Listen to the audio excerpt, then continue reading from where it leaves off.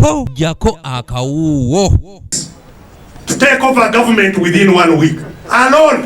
Eyali Ssenkagale w'ekibiina kya FDC kano Dr. Kizza Besigye alangilide mu butongole olunaku olwaleero nga bw'atagenda kuddamu kuvuganya ku ntebe ya bukulembeze bwa gwanga.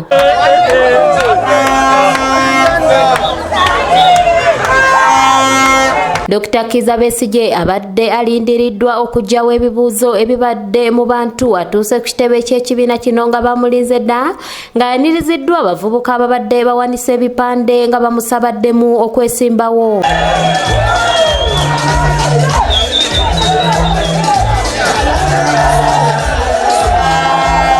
Wabula ate walabiseewo obutakkanya wakati w'abawagizi ba Dr. Kizza Besigye n'ababadde baagala awummule era ekiddiridde kubadde kulwanagana.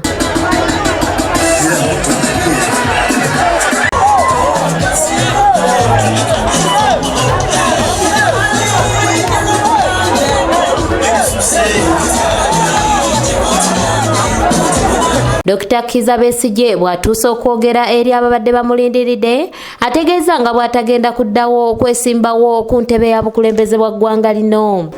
Kitegeera bulungi n'obutatereera kutegeera bulungi. Naye mukakkane empapula sije size ezinaawangula olutalo mukakkane mbategeeze olutalo bwe tunaalulwana. Kubanga nabagamba tinayingira lutalo ndiruvaamu nga luwedde.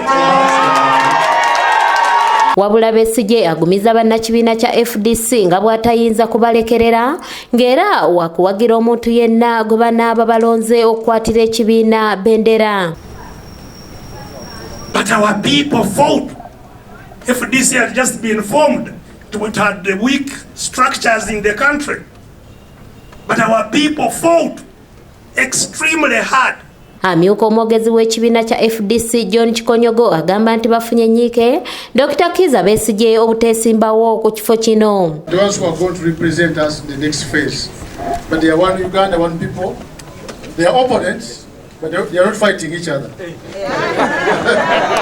Sebo kubanga badde musajja mulungi yatulaga Uganda ngebweri n'abagiba ababi kati okusalawo kulungi nnyo kubanga singa abadde akomawo abadde awerekera ababbi b'eggwanga. Bino nga tebinnabaawo akulira ekibiina kya FDC Patrick Oboya Muriati naye yaggyeyo empapula okuvuganya ku ntebe y'anaakwatira FDC bendera ku ky'omukulembeze w'eggwanga.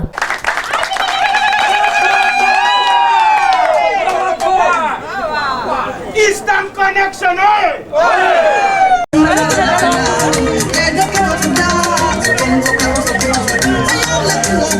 Ono yakwasiddwa empapula zina akulira akakiiko k'ebyokulonda mu FDC ng'era ekifo kino wakukivuganyako ne ambasada wa Swabirigwa eyaggyeyo empapula olunaku lw'eggulo.